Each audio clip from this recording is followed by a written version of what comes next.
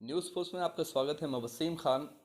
आज हमारे साथ एक बहुत ही ख़ास मेहमान मौजूद हैं, पटना के पूर्व मेयर, जो कि किसी के परिचय के मोहताज नहीं हैं। और आज भी लोग इन्हें पूर्व मेयर के नाम से लोग कम जानते हैं, और अभी भी बहुत सारे लोग ऐसे हैं जो कि इन्हें ही मेयर के नाम से जानते हैं, और मेयर के नाम से अभी भी लोग इन्हें। सबसे पहले तो आपका बहुत बहुत स्वागत है हमारे न्यूज़ चैनल में, और आपने वक्त निकाला इसके लिए बहुत बहुत शुक्रिया।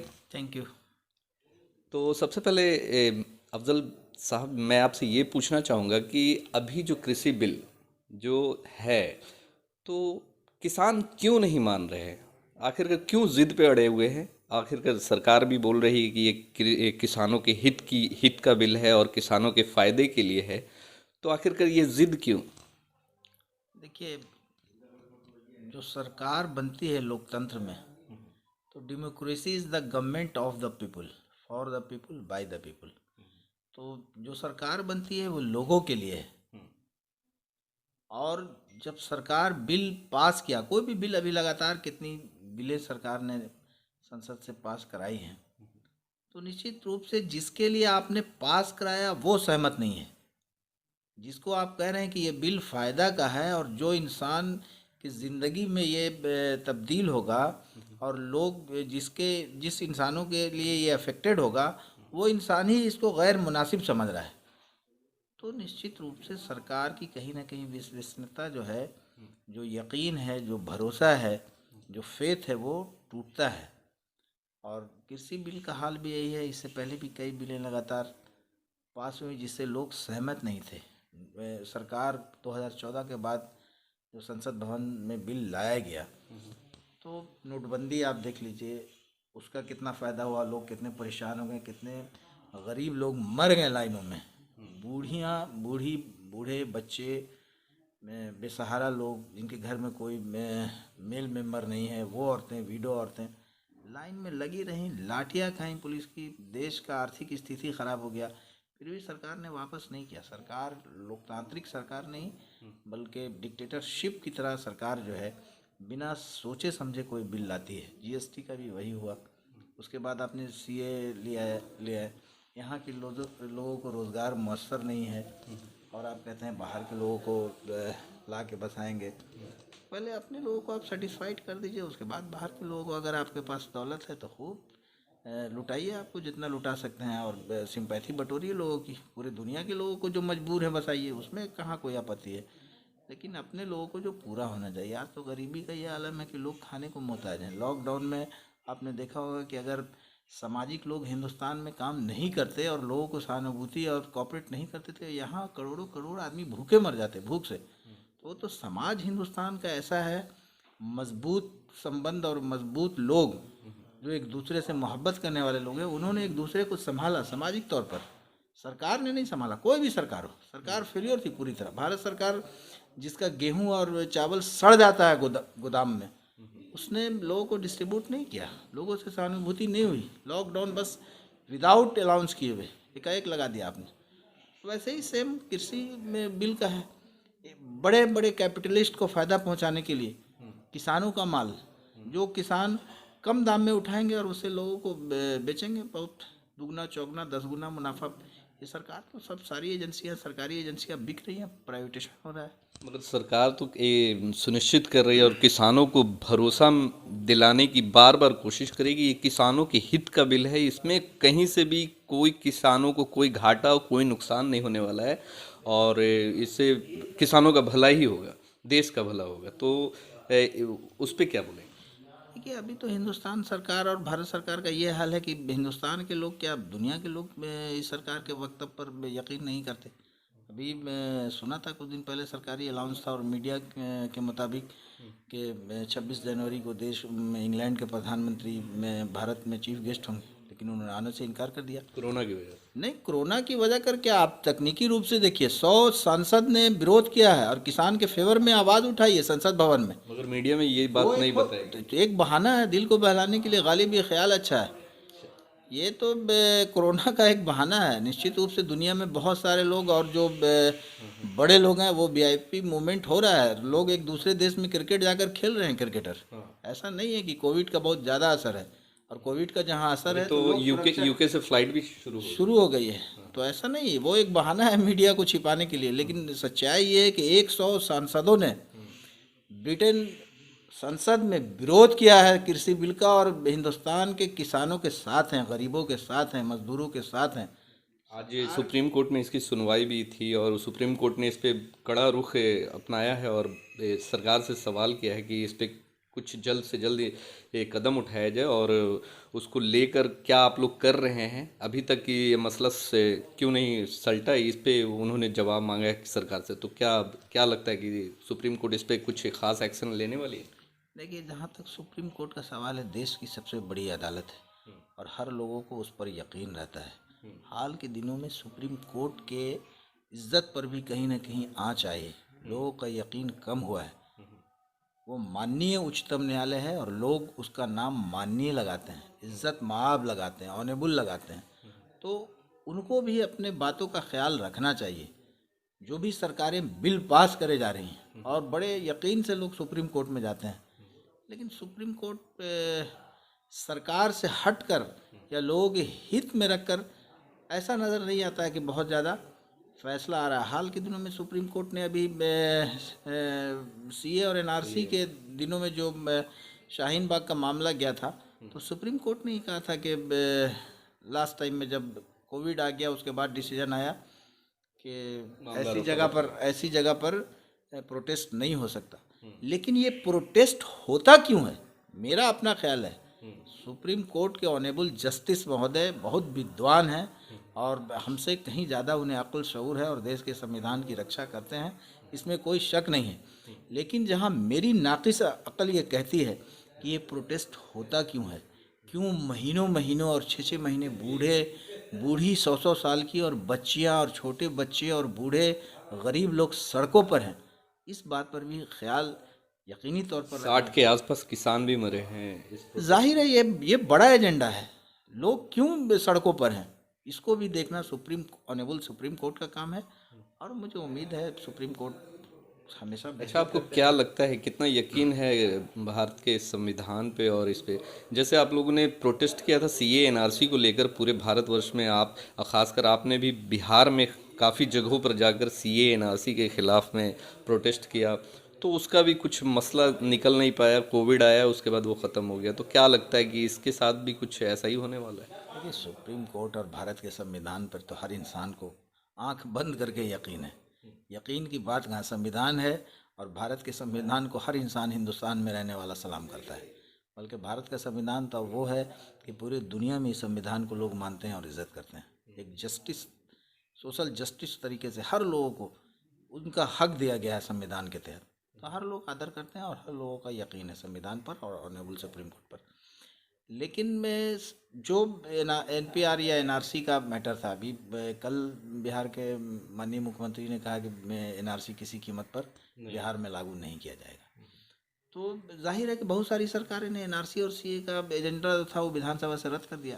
भारत के लोकसभा से पास किया हुआ बिल और भारत के राज्यों में ही लोकतांत्रिक तरीके से चुनी हुई सरकारें उसे निष्कर्ष और बेकार मानती हैं और उसे ध्वस्त कर देती हैं। जैसे कि कानून बनाते उसमें संशोधन करने को तैयार रहती है सरकार, बट उसको मतलब ऐसे कानून जिससे लोग परेशान हैं उसको पूरी तरीके से रद्द नहीं कर रही है। कानून बना रहे बट जब लोगों का विरोध हो रहा है तो उस पर संशोधन करने को तैयार है, बट उसको पब्लिक की डिमांड पे या फिर किसान या फिर जो भी मुद्दे सीए एनआरसी, उसको पूरी तरीके से जैसे पब्लिकों में एक भ्रम का माहौल है तो उसको उस पे वो लोग क्यों नहीं फास्ट कदम उठाते या फिर उसको ख़त्म कर दे जिससे लोगों को भ्रम का एक ये बना हुआ है। देखिए, सरकार शिप टाइप का है। सरकार को यकीनी तौर पर कोई भी बड़ा बिल पास करने से पहले लोगों की राय जाननी चाहिए, लेकिन सरकार भी मजबूर है अपने एजेंडे पर। जिन उद्योगपतियों से सरकार का बढ़िया तालमेल है और जिन उद्योगपतियों पर सरकार डिपेंड है और जिन पर टिकी है उद्योगपतियों के पायों पर और मीडिया के पाए पर, उससे सरकार अपना रुख हटाना नहीं चाहती, उससे नाराज़ उसको करना नहीं चाहती। इसलिए सरकार जनता की कम और उद्योगपतियों की ज़्यादा सुनती है, जबकि लोकतांत्रिक तरीके में और भारत जैसे विराट और विशाल लोकतांत्रिक मुल्क में कभी ऐसा नहीं हुआ कि इस ठंड के मौसम में, इस सर्दी के मौसम में हज़ारों और लाखों बच्चे, औरतें, बूढ़े, मजबूर, गरीब सड़कों पर हैं, ठंडे में ठुठर रहे हैं और सरकार उनकी अनदेखी कर रही है। बल्कि ये पूरे दुनिया में ऐसा मामला, ये इंसानियत के ख़िलाफ़ है और अफसोसनाक है। कोई भी सरकार हो उसको सुननी चाहिए, और जो लोकतंत्र में जीते हुए लोग हैं, जिनके ज़रिया जीतते हैं, उनकी आवाज़ ज़रूर सुननी चाहिए और वो क्या चाहते हैं उनकी सुननी चाहिए, ना कि अपने उन उद्योगपतियों को फ़ायदा पहुंचाने की ज़िद पर कायम रहना चाहिए। ये तो रहा कृषि बिल को लेकर। अभी हम आएंगे बिहार के राजनीतिक मुद्दों पे। अभी क्या लगता है जो मौजूदा हालात है अभी बिहार की राजनीति के, और जो बयानबाजी शुरू है एनडीए में, खुद लोग एक दूसरे पे आरोप प्रत्यारोप लगा रहे हैं, और एक तरफ आरजेडी जो है, आप आरजेडी के एक पुराने नेता हैं और लालू प्रसाद जी के काफ़ी करीबी हैं, तो क्या लगता है कि क्या होने वाला है बिहार की राजनीति में, और कुछ जादू होने वाला है, हो सकता है अभी? देखिए, अब क्या होगा इसके बारे में मैं कोई भविष्यवाणी नहीं कर सकता हूँ, लेकिन ये बात तो तय है कि जो बिहार के मुखिया हैं और बिहार के माननीय मुख्यमंत्री हैं नीतीश कुमार, उन्होंने ही खुद अभी परसों 2 दिन कबल अपने राज्य इकाई की बैठक में इस बात को एक्सेप्ट किया, और उनका बयान ही है कि हम लोगों को धोखा हुआ, हम गच्चा खा गए। तो जिस पार्टी से उसका गठबंधन है, तो उनका ये मानना है और उनके लोगों का मानना है, और ये जग जाहिर है कि उनको धोखा दिया गया। 2015 में जब सरकार उन्होंने यूपीए के साथ बनाई थी, तो वो बिहार के मुखिया थे और सरकार ठीक ठाक चल क्या रही। लगता है पलटी मारेगी? अब क्या होगा ये तो उनकी अपनी उनका अपना मिजाज है, उनका डिसीजन है। लेकिन ये एक बात तय है कि नीतीश कुमार एक गंभीर आदमी है। बहुत से मामले में वो कभी किसी के प्रेशर में नहीं झुक पाएंगे। वो उनका अपना काम करने का तरीका अलग है। वो बहुत से मामले में जस्टिस भी करते हैं, लेकिन कहीं कहीं गच्चा इसलिए खा जाते हैं कि लोगों में भ्रम की स्थिति बन जाती है। अब आज परसों कह रहे हैं कि एनआरसी का विरोध करेंगे, लेकिन कुछ दिन पहले लोकसभा में सीए का समर्थन किया। तो आप समझिए कि एनआरसी और सीए जो लोग समझते हैं, और लोकसभा में जो पेश भी किया, और गृह मंत्री जी का ये स्पष्ट वक्तव्य था कि एक ही बिल के अलग अलग पन्ने हैं, और एक इंसान को आप पैजामा पहना दीजिए और कुर्ता ना पहनाइए। तो वही है कि आपने सीए को समर्थन किया और एनआरसी पे विरोध है। तो यकीनी तौर पर यह बात तो तय है कि नीतीश कुमार जो हैं वो गंभीर हैं, और बहुत से मामले में कुछ उनसे कोई कहे कि गलत काम करने के लिए तो कुछ मुश्किलात ज़रूर आएंगे। हम लोगों का अपना जो चाहत ये ज़रूर रहता है कि नीतीश कुमार जी को देश का नेतृत्व करनी चाहिए, और देश एक अच्छे नेता है एक अच्छे लीडर हैं, और पीएम के दावेदार भी हैं। पीएम बने ना बने, लेकिन यकीनी तौर पर लोगों के, गरीबों के, दलितों के, पिछड़ों के, अक़लियतों के, वंचितों के जो लोग उनकी तरफ आस की नज़र से देखते हैं, उनका ख्याल रखना चाहिए। जिस समाज से वो उठे हैं, जिस सोशलिस्ट पार्टी से वो ऊपर आए हैं, जिन लोगों के साथ उनका विचारधारा मिलता है, उनकी बात सुननी चाहिए। वो गलत गठबंधन में चले गए हैं, और उन्होंने जब यूपीए से बाहर हुए थे उस वक्त उनका एक ब्लंडर डिसीजन था ये, और किसी कीमत पर उनको इस सरकार में और ऐसी पार्टी से जो उन्होंने छोड़ दिया था, तो जब छोड़ दिया था तो फिर उसको गले लगाना निश्चित रूप से एक मुश्किल और कठोर डिसीजन था, और उसका ये नतीजा हुआ। भारतीय जनता पार्टी तो एक ऐसी पार्टी है कि राष्ट्रीय पार्टी है, और जाहिर है कि हर स्टेट में वो चाहती है कि छोटे छोटे पार्टियों को खा जाए। तो आपके साथ किसने धोखा दिया, ये कोई बड़ी बात थोड़ी है, तो खुलेआम है, सब लोग जानते हैं। बीजेपी पे आरोप लगाया जाता है कि विधायक खरीद फरोख्त में ये करते हैं, बट बिहार में ऐसा कुछ देखने को नहीं आया। देखिए, बीजेपी के लिए कोई ये बड़ी चीज़ नहीं है कि कहाँ ख़रीद ले, कहाँ फ़रोख्त कर दे। उनका कथनी और कहनी दोनों में बहुत फ़र्क है। जहाँ भी सरकार चला रही बीजेपी, कहीं यकीन तौर पर सरकार उनका नहीं है। कई स्टेट में सरकार पैसे के बल पर उन्होंने गिराया, कर्नाटक में, मध्य प्रदेश में, और भी कई स्टेट में। बिहार में नहीं हो पा रहा अलग बात है, लेकिन कोशिश जारी है उनकी। उनका बस चले तो नीतीश कुमार की पूरी पार्टी को पलट दें। तो बीजेपी अपने कोशिश से कभी ग्रेज नहीं कर सकती है। बीजेपी का हर हाल में ये कोशिश है कि हमको सत्ता चाहिए, चाहे वो किसी तरह से हासिल किया हुआ सत्ता हो, पैसे के बल पे हो, ईवीएम के बल पे हो, खून के बल पे हो, बीजेपी का अपना एक एजेंडा है। और वो लोगों को पुरानी कहावत है कि जब तक बेवकूफ़ जिंदे हैं अक्लमंद का खर्चा चलता रहेगा। बीजेपी हिंदुस्तान में जिस तरह काम करना चाहिए, आज आप देख लीजिए, जीडीपी देख लीजिए हिंदुस्तान का कहाँ है। जब मनमोहन सिंह प्रधानमंत्री थे उस वक्त का जीडीपी मिला लीजिए और आज का मिला लीजिए। आज बांग्लादेश जैसा जो बाढ़ में हिंदुस्तान से अरबों अरब रुपए का मदद जाता था, आज उससे आर्थिक स्थिति हमसे बेहतर है। अच्छा, एक चीज़ और पूछना चाहूँगा, अगर नीतीश कुमार फिर से एक बार महागठबंधन के साथ आते हैं तो आप सीएम कैंडिडेट किसे देखना पसंद करेंगे, नीतीश कुमार या तेजस्वी को?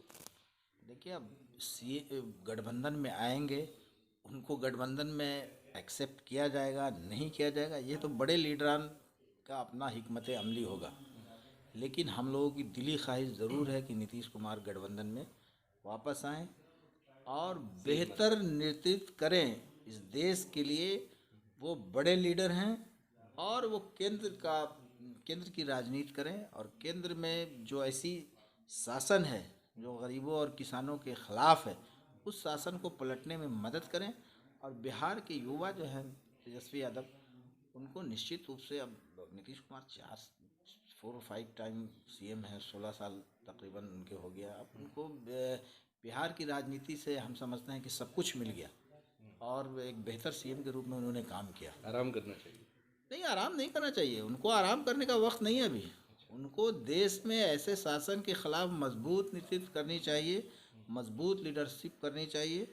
सब पार्टी से गठजोड़ कर जो यूपीए गठबंधन में लोग हैं या और लोग जो यूपीए गठबंधन से बिछड़ गए हैं, उनको भी शामिल करना जो चाहिए। सेकुलर माइंड के। और निश्चित रूप से इस सरकार को पलटने की पूरी पुरजोर तरीके से कोशिश करनी चाहिए और बिहार की गद्दी पर युवा जो है उनको बैठाना चाहिए।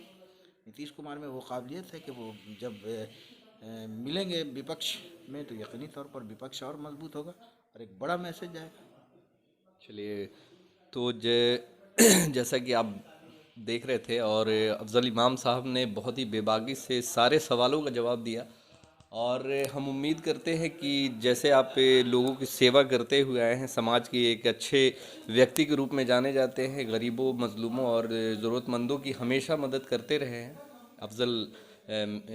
अफजल इमाम साहब। तो ऊपर वाले से दुआ है कि सेहत तंदुरुस्ती दे ताकि ये लोगों की और पुरजोर मदद करते रहे। तो बहुत बहुत शुक्रिया आपका हमारे चैनल से जुड़ने के लिए और हमें वक्त देने के लिए। थैंक यू, शुक्रिया। चलिए, मैं न्यूज़ फोर्स से वसीम खान। हमारे चैनल को सब्सक्राइब करें, लाइक करें, कमेंट्स करें।